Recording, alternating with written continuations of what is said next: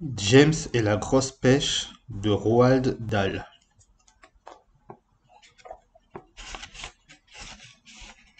Chapitre 1. Voici le petit James Henry Trotter à l'âge de 4 ans. Jusque-là, c'était un petit garçon très heureux. Il vivait en paix avec son père et sa mère dans une jolie maison au bord de la mer. Il avait de nombreux compagnons de jeu avec qui il passait son temps à courir sur le sable et à barboter dans l'océan. Bref, c'était la belle vie. La vie dont rêvent tous les petits garçons. Puis, un jour, les parents du petit James se rendirent à Londres pour faire des achats, et il leur arriva une chose épouvantable. Tous deux furent dévorés, en plein jour qui plus est, dans une rue pleine de monde, par un énorme et méchant rhinocéros échappé du jardin zoologique. Ce qui, vous l'imaginerez sans peine, devait être une épreuve plutôt pénible pour de si gentils parents.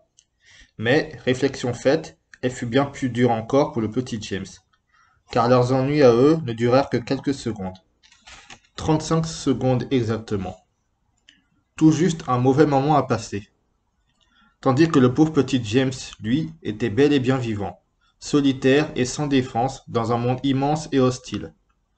La jolie maison au bord de la mer fut vendue aussitôt et le petit garçon, expédié chez ses deux tantes avec, pour tout bagage, une petite valise contenant un pyjama et une brosse à dents. Elles s'appelaient respectivement Tante Éponge et Tante Piquette, et je suis au regret de vous dire que toutes deux étaient terriblement méchantes. Méchantes et égoïstes et paresseuses et cruelles. Dès le premier jour, les coups pleuvaient sur le pauvre petit James, le plus souvent sans aucune raison. Elles ne l'appelaient jamais par son nom, se contentaient de le traiter de petit monstre, de petite peste, ou encore de sale gosse, et j'en passe. Naturellement, elles ne lui donnaient jamais de jouets ni de livres d'images pour l'amuser. Sa petite chambre était aussi nue qu'une cellule de prison. Tout ce petit monde, tante Éponge, tante Piquette et maintenant le petit James, habitait une singulière bicoque au sommet d'une colline pointue dans le sud de l'Angleterre. Cette colline était si haute que, de n'importe quel coin du jardin, James pouvait voir des kilomètres et des kilomètres d'un merveilleux paysage de champs et de forêts. Et, quand le temps était clair, il pouvait voir, à condition de regarder du bon côté, un minuscule point gris, très loin, à l'horizon, et ce point gris était la maison où il avait été si heureux avec ses parents bien-aimés. Et tout au fond s'étalait l'océan, bleu-noir, pareil à un long trait d'encre bordant le ciel. Mais James n'avait pas le droit de descendre du sommet de la colline. Ni tante Piquette, ni tante Éponge ne prenaient jamais la peine de l'emmener en promenade, et naturellement, elle lui défendait de sortir seule. Ce petit monstre ne ferait que des bêtises si on lui permettait de quitter le jardin, avait déclaré tante Piquette. Elles allaient même jusqu'à menacer de l'enfermer dans la cave avec les rats pendant toute une semaine, au cas où il tenterait d'escalader la haie. Le jardin qui occupait tout le sommet de la colline était vaste et désolé. Mis à part un bouquet de lauriers poussérieux tout au fond, il ne comportait qu'un seul arbre, un vieux pêcher qui n'avait jamais porté de fruits. Il n'avait là ni balançoire, ni bascule, ni sablière, rien que de l'herbe fatiguée. Jamais aucun enfant ne venait jouer avec le pauvre petit James. Pas même de chien ou de chat pour lui tenir compagnie. Et, à mesure que le temps passait, il devenait de plus en plus triste, de plus en plus solitaire. Sa seule distraction était de regarder à longueur d'heure, de ses yeux désenchantés, le beau paysage interdit, composé de forêts, de prairies et de cours d'eau, qui s'étalait à ses pieds comme un tapis magique. Alors là, il y a mon chat qui est en train de gratter dans sa litière. Chapitre 2. Voici James Henry Trotter après avoir passé 3 ans chez ses tantes, c'est-à-dire au moment où commence l'histoire à proprement parler. Car, un matin, il lui arriva quelque chose de plutôt insolite. Et cet événement qui n'était que plutôt insolite allait bientôt donner lieu à un autre qui, lui, était franchement insolite. Et celui-ci, à son tour, allait déclencher un autre événement que je n'hésite pas à qualifier de fantastiquement insolite. Tout cela devait commencer un jour de chaleur torride en plein été.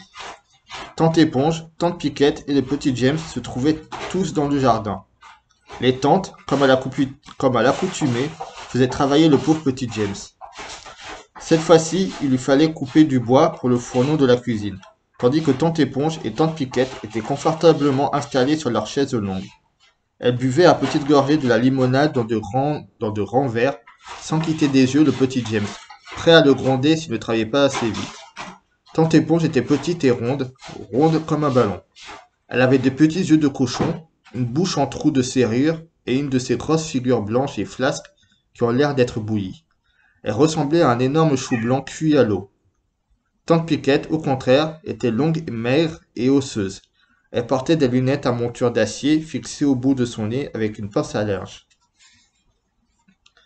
Sa voix était stridente et ses lèvres minces et mouillées. Quand elle s'animait ou quand elle était en colère, elle envoyait de petits postillons. Donc elles étaient là, ces deux horribles sorcières. Donc elles étaient là, ces deux horribles sorcières, à siroter leur boisson, sans oublier une seconde de pousser le pauvre petit James à travailler plus vite, toujours plus vite. Mais, en même temps, elles parlaient aussi d'elles-mêmes, chacune d'elles vantant sa propre beauté. Tante Éponge avait posé sur ses genoux un miroir à longs manches qu'elle ne cessait de soulever pour s'extasier devant sa hideuse vieille figure. Tante Éponge dit: Je suis belle et parfumée, comme une rose de juin. Que pensez-vous de la courbure de mon petit nez mutin, de mes bouclettes de satin, et quand j'enlève ma chaussure, de mes orteils si fins, si fins? Tante Piquette répond: Et que faites-vous, ma chère, de ce ventre de lamentin, tandis que moi, rien n'efface, ma taille fine, ma denture, mes gestes lents et pleins de grâce, l'éclat d'albâtre de mon front, et mes regards comme ils sont beaux. Ils font oublier, j'en suis sûr, la verrue qui dépasse mon menton. Tante Éponge: Ma pauvre vieille Haridelle, vous n'avez que la peau sur les os, tandis que moi, c'est certain, je n'ai qu'une seule ambition, être vedette de cinéma. Voilà ma vraie vocation. Là, ma beauté, avec ou sans voile, fera pâlir toutes les étoiles. Tante Piquette: Vous ferez, chère sœur, c'est certain, un admirable Frankenstein. Le pauvre James, lui, peinait toujours sous la chaleur qui était devenue intolérable. Il transpirait très fort et il avait mal au bras. La hache qu'il maniait était beaucoup trop grande et trop lourde pour le petit garçon qu'il était. Et, tout en travaillant, James se mit à penser aux autres enfants de son âge. Que faisait-il en ce moment? Les uns montaient à tricycle dans leur jardin, les autres se promenaient dans la fraîcheur des bois en cueillant des fleurs sauvages. Et tous ses compagnons de jeu, qu'il n'avait pas vus depuis si longtemps, étaient certainement sur la plage. Ils jouaient sur le sable mouillé et barbotaient dans l'eau.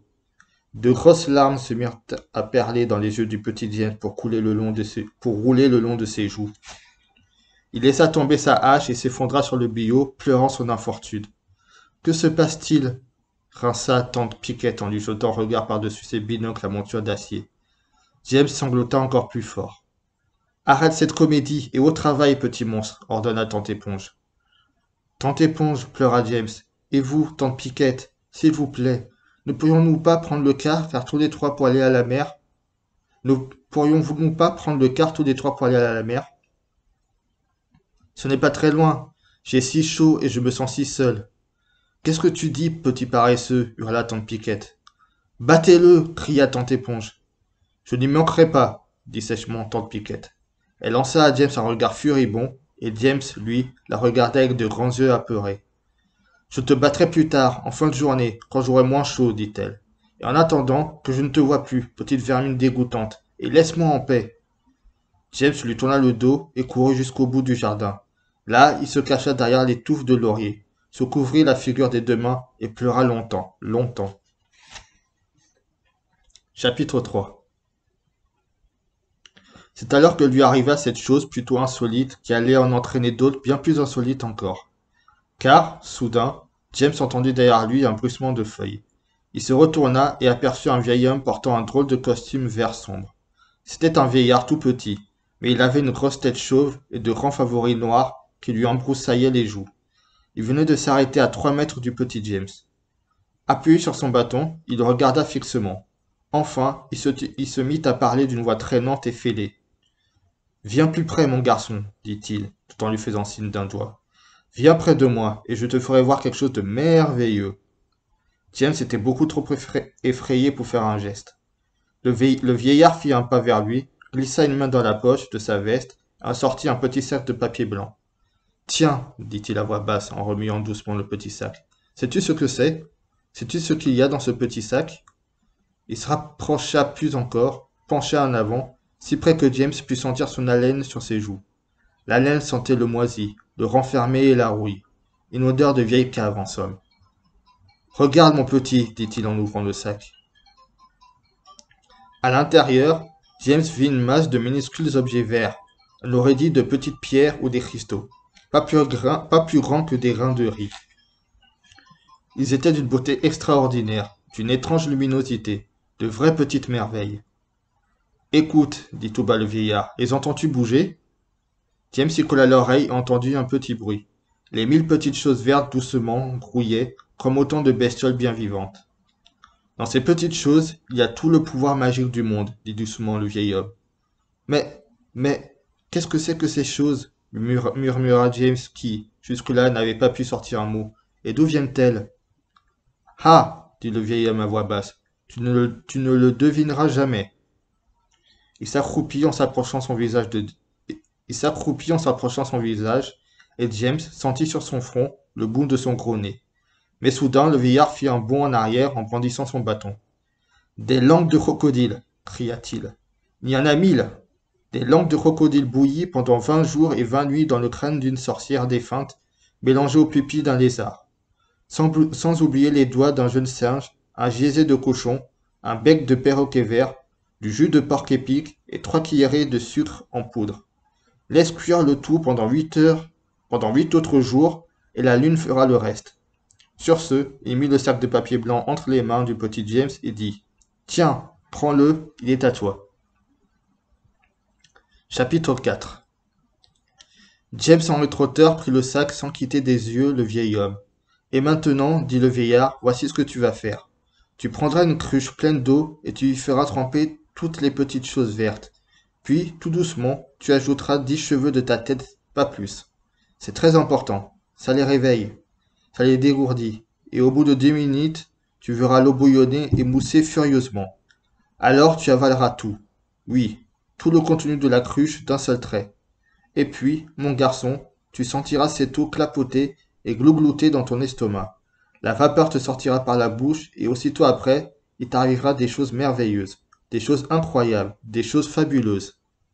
Et plus jamais tu ne seras malheureux, plus jamais. Car tu es malheureux, n'est-ce pas? Pas besoin de me le dire, je sais tout.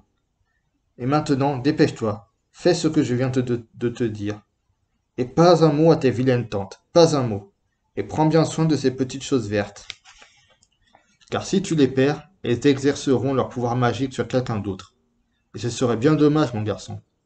Car le premier être qu'elle rencontre, fût-ce une punaise, une mouche, un chat ou un arbre, sera le seul à bénéficier de ce pouvoir. Donc, je te le répète, prends bien soin de ce petit sac. Ne déchire pas le papier. Et maintenant, vas-y vite, c'est le moment, vas-y. Puis, sans attendre la réponse, le vieil homme lui tourna le dos et disparut dans la broussaille.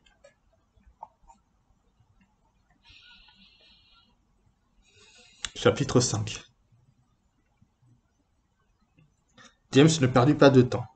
Il se mit à courir vers la maison. Tout ce que le vieillard lui avait recommandé de faire, il entreprendrait dans la cuisine, à condition de pouvoir s'y réfugier sans être vu des 2 tantes. Tout ému, il courut en sautant par-dessus les touffes d'herbe, en frôlant les orties sans craindre les brûlures. De loin, il vit les tantes assises sur leurs chaises longues, de dos.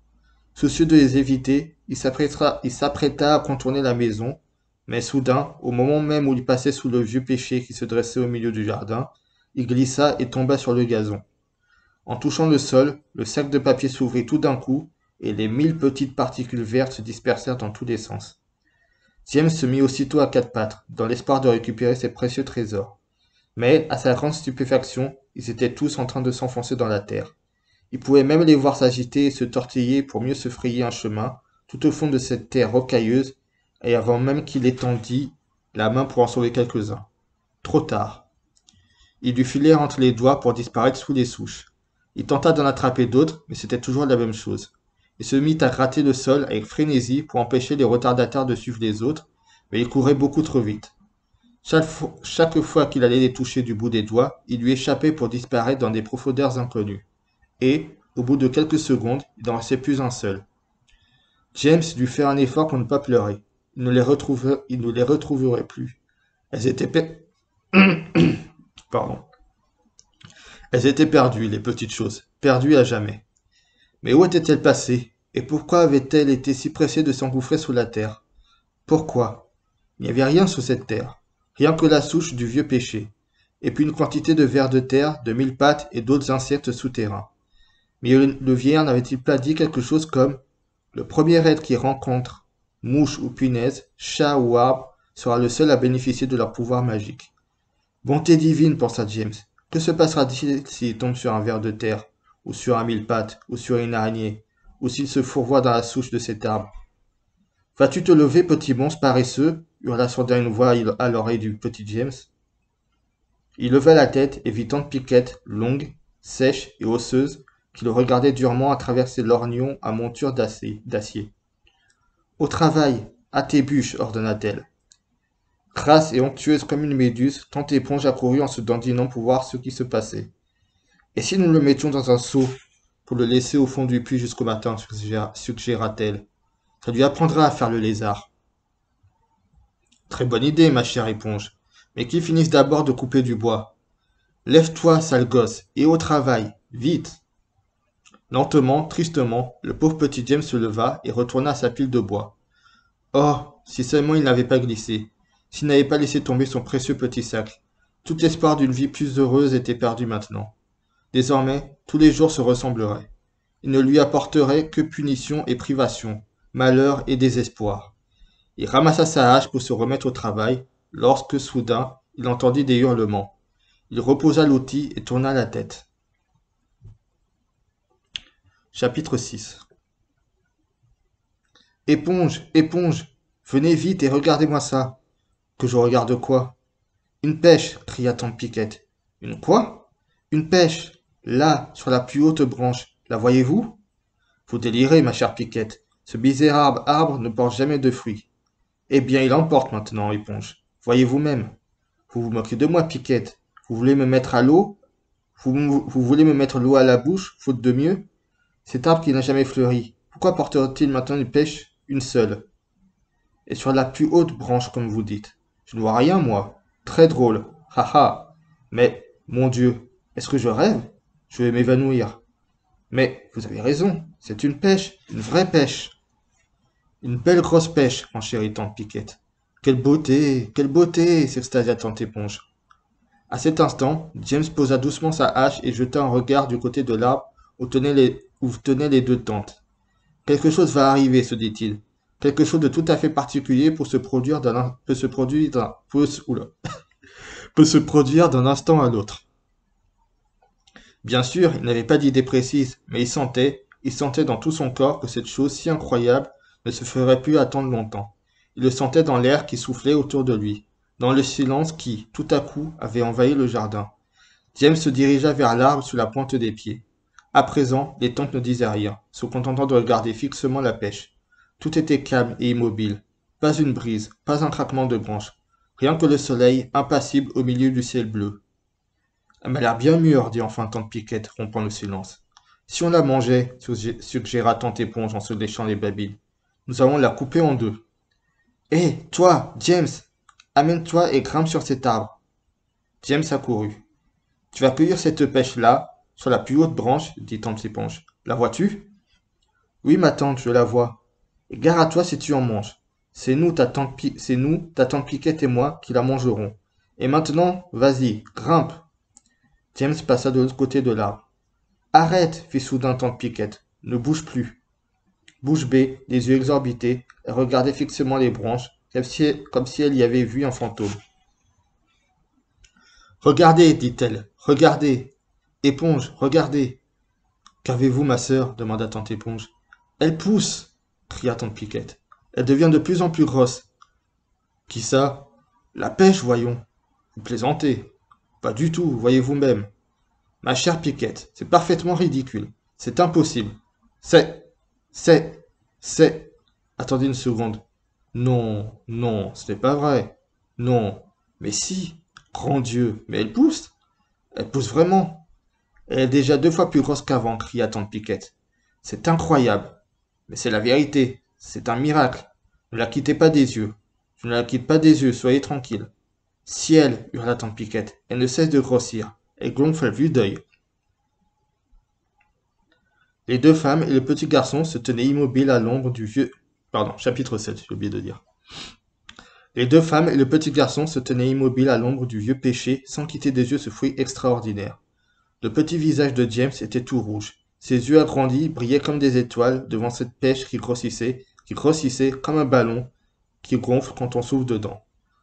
Au bout d'une demi-minute, elle avait la grosseur d'un melon. Encore quelques secondes, et la voilà encore 2 fois plus grosse.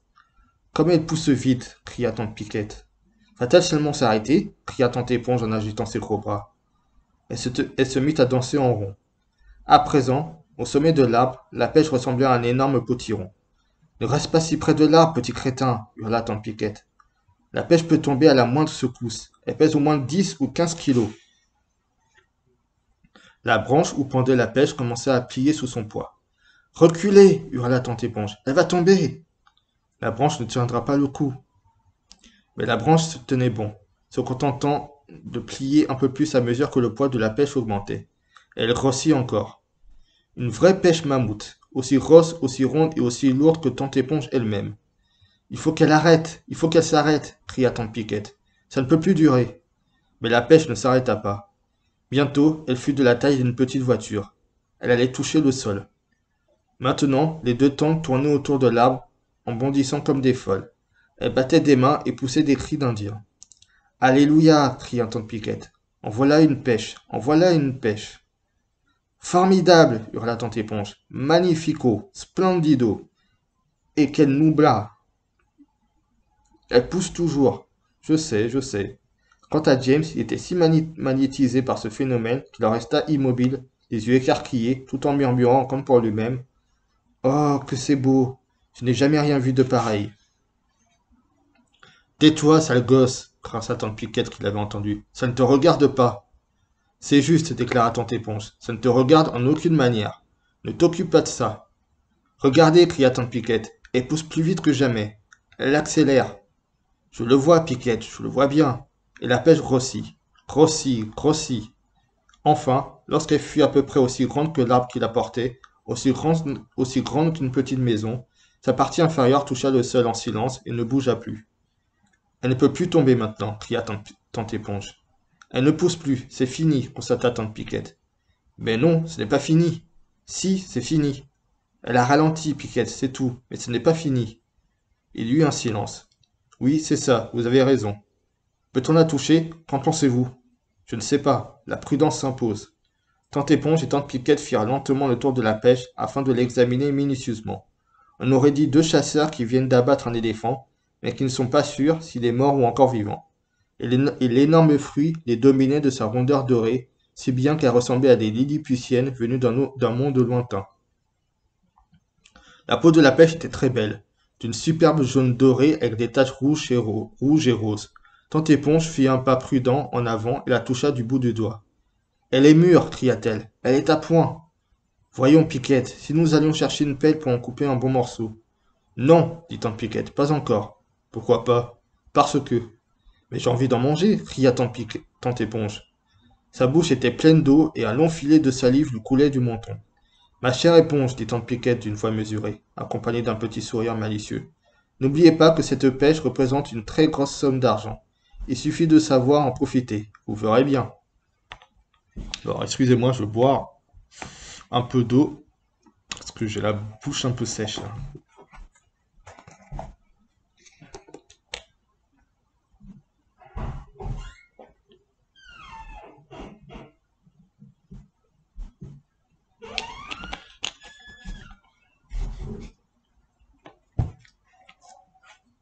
Je suis en train de regarder mon chat qui dort. Chapitre 8.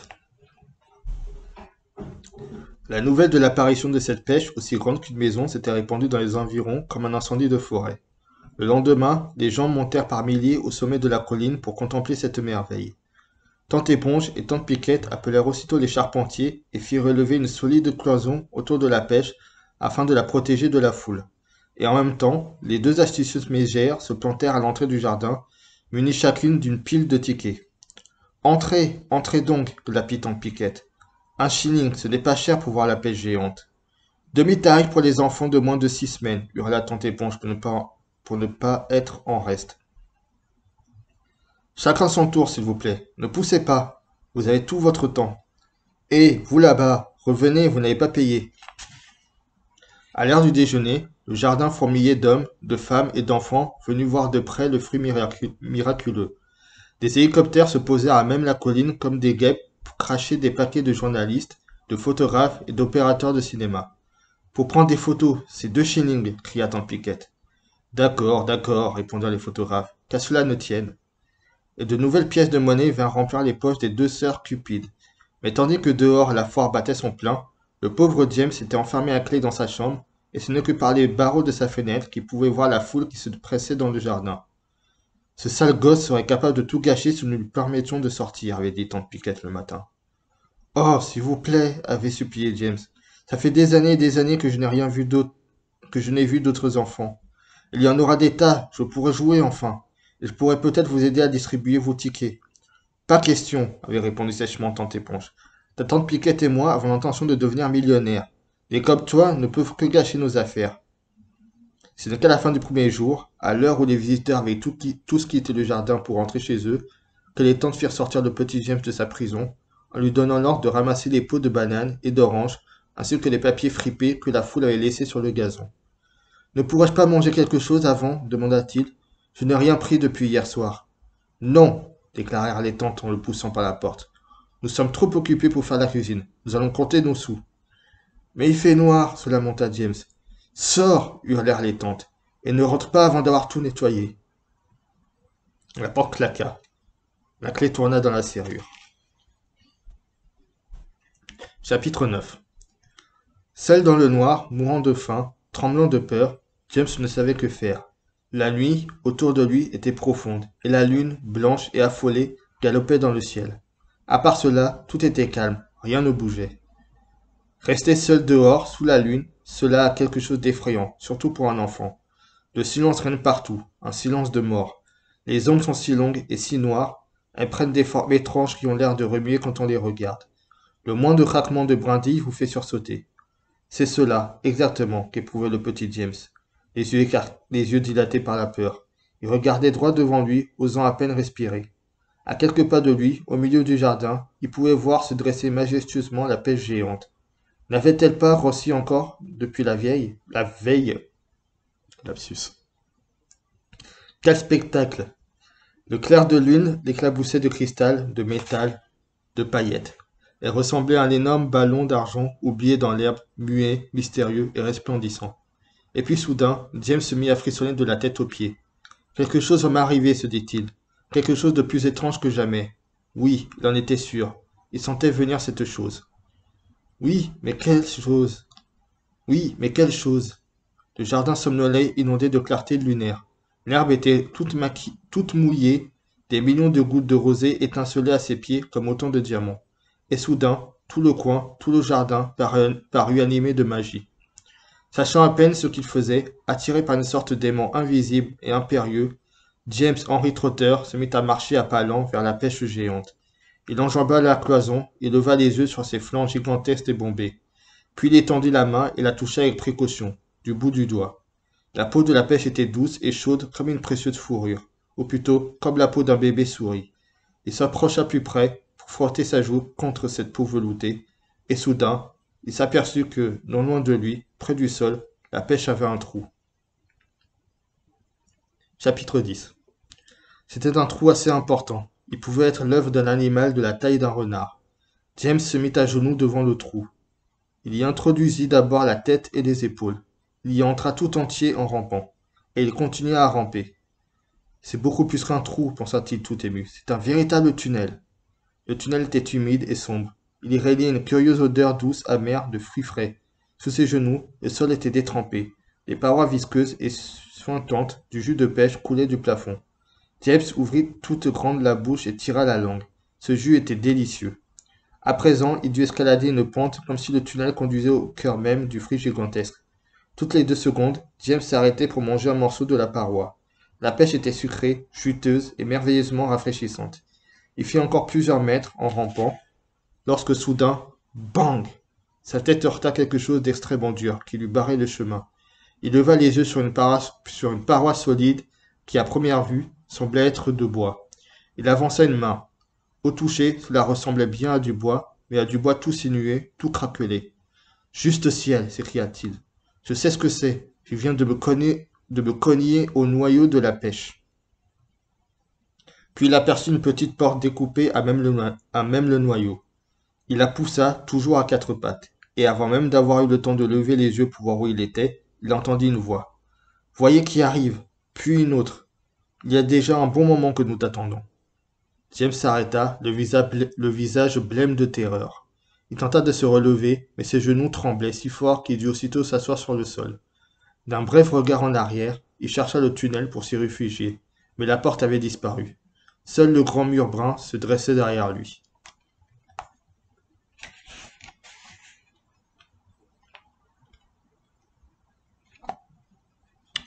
Et on va s'arrêter là pour aujourd'hui. Donc c'était James et la grosse poche. Pardon. Je vous souhaite une bonne journée et je vous dis à la prochaine pour les chapitres suivants. Salut!